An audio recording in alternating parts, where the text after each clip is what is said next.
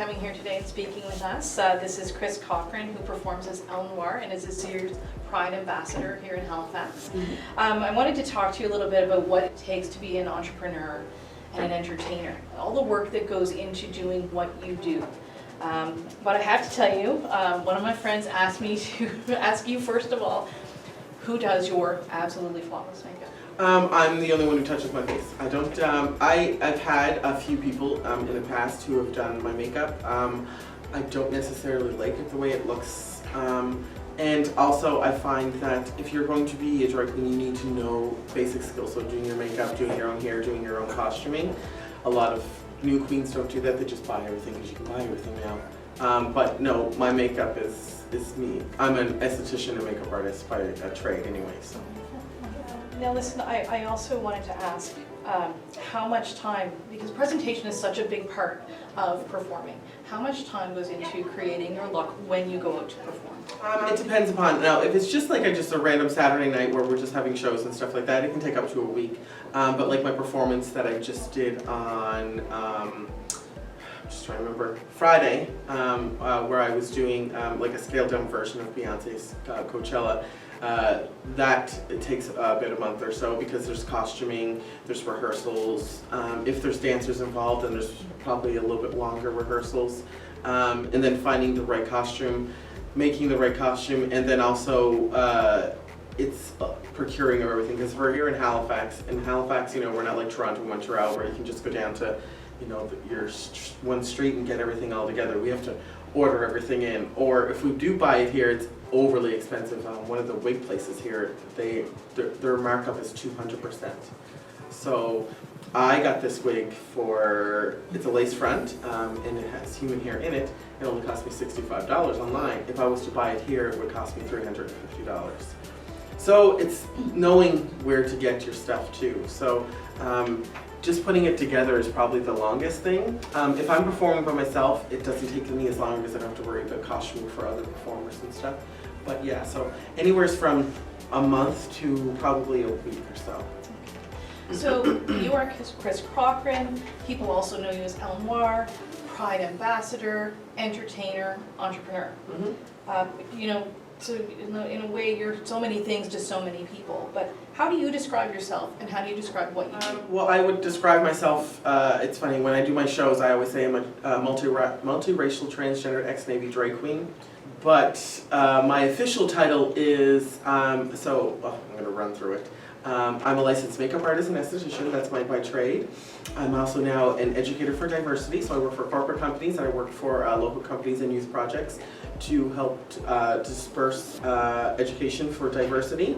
But I'm also a unionized actor, so I'm in the Actors Union, so I'm ACTRA.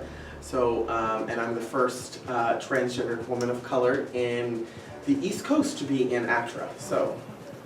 That's a big accomplishment. So among that, and then I'm also an entertainer. El Noir is the big draw of things. But I've used El Noir kind of like as a blanket and kind of like a way for me to hide in plain sight. But she's also a way for me to get myself into the door for certain things because El Noir is the highly famous celebrity, and that's where people see me as most. So I use that as a way of means to get me into the place, and then I start talking and they're like, oh damn it, she knows what she's talking about, so then they have to listen to me, right? So where does your passion to perform in side business come from, and how did you get into this in the first place? To be honest, it was a dare. El Noir was a dare. RuPaul was coming here for the second time here in Halifax, the actual RuPaul. This is before she got really famous and doesn't talk to drag queens anymore. But so she was coming here, my friends were like, you should do it, and I was like, I don't know, and they're like, yeah, you should do it, and I was like, okay, so I did it, and I wore foam heels and a weird ass wig from the dollar store, and it was not pretty, let's just say that. Then I caught the eye of one of the performers down there, and like, you should come out for this talent show. There's this talent show that was called 5 Minutes of Fame. And it was run by Lulu LaRouge, who's no longer with us.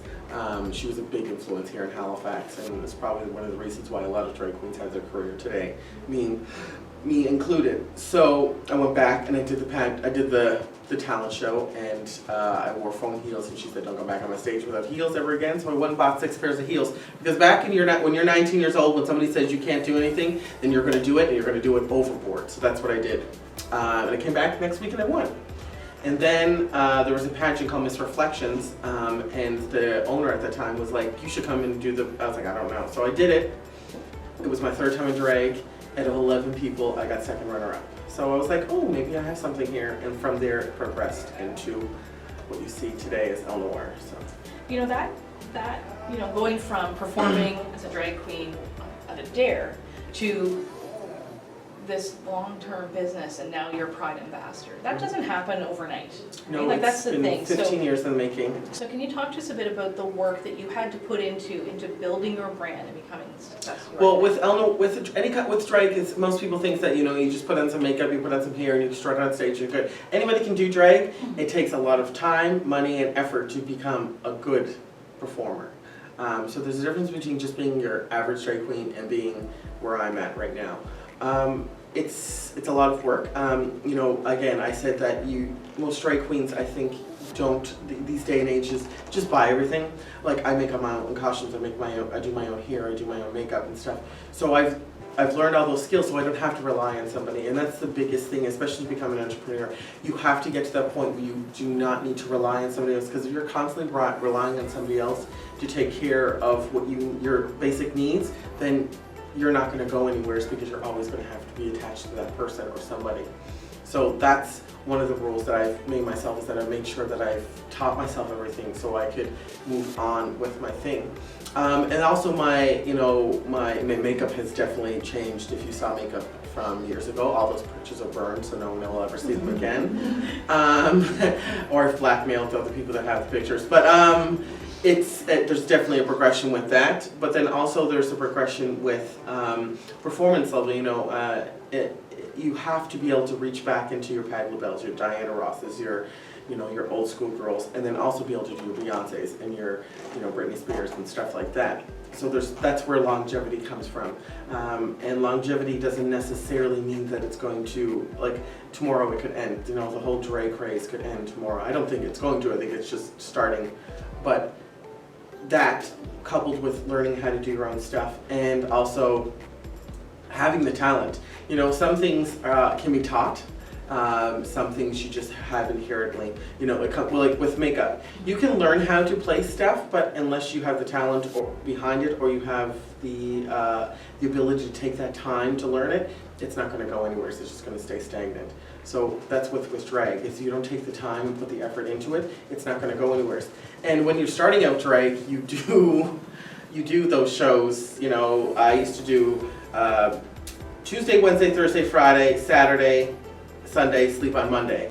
And I was in the Navy at this time. So I was doing that just so I could get my face out there, so people could say, oh my God, I love your performing, you're performing, you're performing. And then after a while, then you start to scale it back and start doing what you need to do. But at first, you need to kind of just take everything. What were some of your fears and some of your failures when you first started, and how did you deal with that and conquer those? My fears were more or less internalized. So my fear was that people would find out my secret that I didn't even know back then when I started my drag career, that I had that secret. I just knew there was something in me that I didn't want people to know about me, and I didn't know myself. It was obviously my transition that would come farther in my career, but that was one of the things. And also, I was a very angry person, because I was frustrated, so I didn't know what was wrong with me. There was nothing really wrong with me, but I thought there was something wrong with me. And then also the fear of failure. When you get to a certain level, and I still have this, when you get to a certain level, you are afraid to let people down. So like, for me, compliments are always, I know this is going to sound weird, but compliments for me are always very damaging, because I feel like sometimes when people are like, oh my God, you're so great, you're the best, I have to be at that level at all times. And that minute that I'm not at that level, people are like, well, what's wrong with her? She's sick, or she just doesn't care. Like Cher. If Cher doesn't do like 40 costume changes in a concert, people are like, has she lost the will to live? That's kind of like what it is with drag queens. If you're not up at that level at all times, it doesn't matter what day. I was telling you before, and I have people coming up to me with no makeup on, in the middle of the day, and I just want to get my groceries and go home, and they think that I have to stop and almost perform for them. It's like comedians. Tell me a joke. No, they're not. We're not working. Are you paying them? No. It's like leave them alone. But So that's where I'm at right now, is that I'm at that level where it's almost, people become a public commodity to people, so they automatically think the public owns, and to some part El Noir is owned by the community because that's where she came from, but I'm still El Noir, so, and people don't get that I'm not that person 100% of the time. And that's the El Noir brand, that's not you, the person. But And there's a distinction, well, so that's it's still part of you. Well, for years, Right. that's kind of my fault, because for years, there was no distinction between Chris Cochrane and El Noir. You know, I would say up until about 5 or 6 years ago, El Noir was kind of like the person that was the forefront. There was no real Chris. Chris was kind of like what I did at home and kind of my friends and stuff like that. But as years has gone on, myself, Chris, I've kind of had to take the two of them and separate them, as one is an entertainer and one is an educator, and that's where it's coming from. Me being an educator now, you know, for diversity and, you know, doing a lot more talks, people are starting to realize who Chris is. It's kind of like when you have a partner and you're a famous person, you know. After a while, people are going to want to know who that partner is that's with you. So that's what I think of it as. It's a partnership. And as of 2019, El Noir became an employee of Chris Cochrane. So that way, anytime El Noir actually comes out now, she gets paid. Because, you know, the makeup is expensive, costuming is expensive, you know, wearing a corset for that long. So there's like different levels and stuff of where she is, but now she's an employee, so that I can say, no, I can come out, but that doesn't mean necessarily that El Noir is going to come out, because El Noir is now a character, you know. It's just kind of like anybody on Friends, you know, like Courtney Cox is Courtney Cox, but she's her character when she's on TV. The same thing with El Noir. This is me. I stole her weave today because I wanted to do my hair, but because I still own everything that she owns. But she is now an employee, and she does basically works for me as opposed to me working for her. If you were to describe the El Noir brand now as a business, how would you describe that? I would say she's professional, she's fierce, and she's reliable. You know, there's a thing in drag culture, you know, we call it drag time. I don't follow that rule. I hate it. I come from the military background, so if you're earlier on time, if you're on time, you're late, and if you're late, you're fired. So that's the way I live my life through everything, and I get anxious when I'm late. Like if I'm 2 minutes late, I'm like, oh my God, I'm freaking out. I don't like it.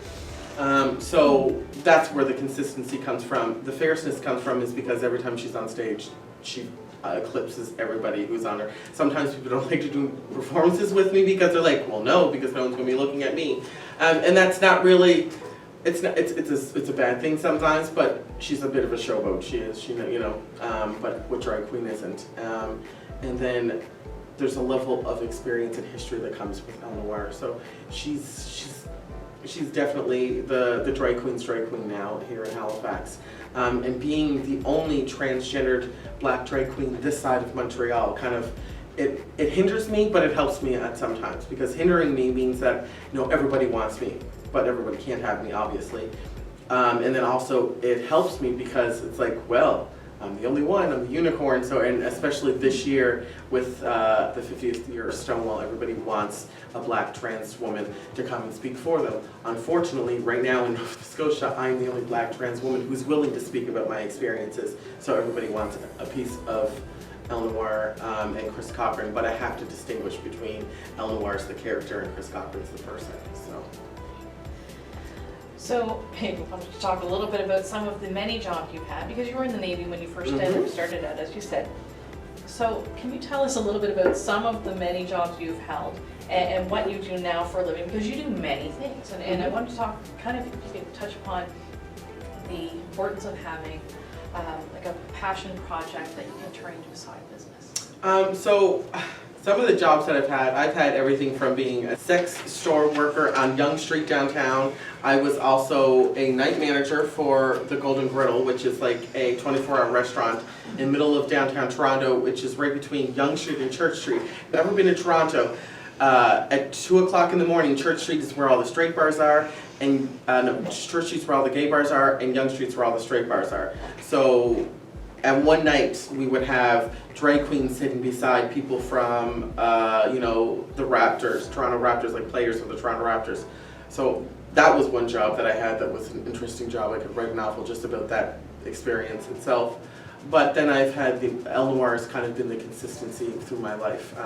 When I started this, I was in the Navy. I was in the Navy for 4.5 years. It was a summer off. I didn't really like the Navy because I felt it was stifling to my own personality, and I'm not one of those people that can sit in a cubicle. I'm not one of those people that can sit in an office. I have to be out, working, doing stuff. So even when I'm at home and I'm sewing, I have to take breaks because I get very anxious and I hate being in close spaces. So I'm not claustrophobic. I'd say that I'm offerphobic because I do not like offices. I do not like I don't mind talking and stuff like that. For me going day to day to an office, God, give all the love to people that can do that. I can't do it myself. But what I did for myself is after been doing this for 6 years and winning all the pageants that I could win and kind of getting at that plateau, I was like, what's next? So I took L Noir and I shoved her forward. So she became an actress. So I started acting on TV and I started acting in movies and doing stuff like that. And then meeting my husband, I went back to school and became a makeup artist and an esthetician. And I took that and I put it into my drag, but I also moved it forward.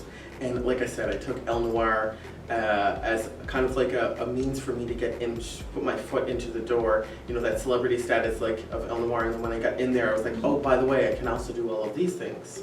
So my official things, like I said, I'm a makeup artist and an esthetician, an actress, but I'm also a consultant for some of the acting. So I just did a movie in October with Lucy Liu, Jackie Weaver, and Agent Garnier, and I was key makeup artist, so I was the head makeup artist for the whole movie.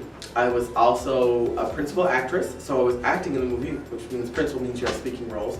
And I was also the consultant, trans and drag queen consultant for the movie because they needed somebody who knew the backgrounds and stuff like that. It's like a medical, when they do medical dramas, they need somebody who's from a medical background to do it. But there were some times where all three of those were at one time. So there was one day where I had to be up at 4 o'clock in the morning, put myself in drag, go to work, do the whole cast. We have 3 main drag queens that are in the movie. We also have seven main cast. We have 30 other casts, and then we had like 20, I think it was that day we had 56 background people. So I have to go around and look in every one of those faces and stuff and do tattoo cover. I had assistants with me those days and stuff, but still. And then I also had to be like, no, you can't say he, you have to say she, and you can't do this. So doing all that at one time, at the end of it, I looked at the director, and I'm friends with the director, and I said, my name better be above your name in this damn movie. Because I was sitting there one day in drag, ready to do my scene, looking at the person I just did makeup on, looking up and seeing my clothes because they didn't have enough drag stuff for the back room scene, so they used my drag stuff, talking about, okay, no, you have to say he, you have to say she, you can't say he, all in the span of like 20 minutes. So it was a little much, but I did it. That's because, again, there's nobody else. Who else but me, right? So that's how I've kind of moved myself into that. And as of late, the whole speaking engagement, people see me and speaking now because of the celebrity status that L Noir carries, and see me doing things like this, and they're like, can you come and speak? And that's where it comes from. And now that I work with corporate companies, and I'm helping people within our offices transition. I'm also helping with people within the company know what the whole process of transitioning is. People just think we wake up one day and, oh, I'm going to be a woman. No, it's many, many years in the process. So. And there's a real need for that kind of education within the workplace, especially. Especially in Nova Scotia. This is an unpopular opinion. People don't like when I say this, but in Nova Scotia, we're still very much the old boys club, the old white cis man boys club here in Nova Scotia, and they all feel like it's like I had one tell me the other day that he feels like his grip on the world is fleeting, and I'm like, why do you think that you own the world? Why do you think that you have a grip on the world? Why can't you say that your life is now transitioning to what it is being? You don't own, not one person owns the world, no one race owns the world either. So when they're like, well, I'm losing grip on it, you're not losing grip on anything because it wasn't yours to grip onto first. So the only difference is that there's progress, there's visibility, there's people that are speaking out and saying, no. Like years ago with the suffragette movement, people were like, oh, if women gets the vote, the whole world's going to go to hell. Did it? Yes. but it had nothing to do with women. So, yeah, so it's about progress, and progress unfortunately is very, very slow, but you need people like me who are constantly going, did you do that yet? Did you do that yet? Did you do that yet? After a while, you're going to get either annoyed with me and you're going to quit, or you're going to fix your problem because you don't want to hear about me anymore. So that's where I'm at. So it's really interesting as your as you've grown as a person, and as Elle has grown as a character, and as you've become an entrepreneur, you have this voice, you have this big opportunity to be able to come out and say these things to people, and they're taking you seriously. You know, so my next question was going to be, you know, in what ways does this work help you inform and educate the public? It gives you a real forum to do this. It does, and you know, well, I always say this, you know, people are like, well, what is the difference between now and, you know, 10 years ago? Is that there's more visibility. There's Janet Mox, you know, she's the one who helped create the TV show Pose. Laverne Cox from Orange is the New Black, and I was on TV before she was, but I'm not going to say anything about that. There's different people like that are now moving the dial so much forward. But the thing is it's not necessarily because of their celebrity status, it's what they're doing afterwards. It's kind of like when people get on RuPaul's Drag Race, you know? It's one thing to be on the TV show, but it's what comes next. And it's same with me. You know, you can be visible. I can be just a poster child, you know, that pretty person that you see on stage, and that's it. But if I don't take that celebrity status and now talk about certain issues, you know, bringing up, you know, why isn't it covered in Nova Scotia, you know, for our surgery? Why are trans women being killed? You know, a big thing that I get from people is like, oh, trans women are not getting killed in Canada. Yes, they are. They're just getting names. So they're just saying that, oh, they had. If you ever read in Canada, they'll say, oh, they died of an overdose, or they died because they were in gang activity, or they'll find something else to cover it. For me, I was shot a few years ago, and it was, oh, because I have drugs. I was a drug dealer. I weighed 300 and some pounds, so I don't know what kind of drugs I was on. I said I have estrogen. If you want to become a woman, I got you. But other than that, I don't. So pushing that forward and making people understand that it's not just, you know, down in the United States, it's right at your front door. If you don't do that, then you're kind of, it's a lost cause, you know? You're just a face. And you know, there is some people that are really great at giving face, but there's nothing behind them. You know, it's just like, you know, everybody wants to be a part of Pride, you know, like all the corporate companies. Oh, I want to be this, I want to be that. And then next month, do we hear anything from them? Probably not. And that's okay, because we need those people to help us to get our point across, but we also need those people like me who are going to keep pushing until things change. Because we think about others who are looking at this and going, I could do this for a living, I could do this full time. What advice would you give to others about the things to watch out for when they're launching a brand or a business? And I'm thinking particularly drag queen. You know, this is the thing in the drag thing. If somebody's willing to do it for $100, there's somebody willing to do it for $10. And that person that's doing it for $10, they think that they're helping themselves. They're not really helping themselves, because after a while, you're going to be like, well, I've been doing this for 3 years. Why am I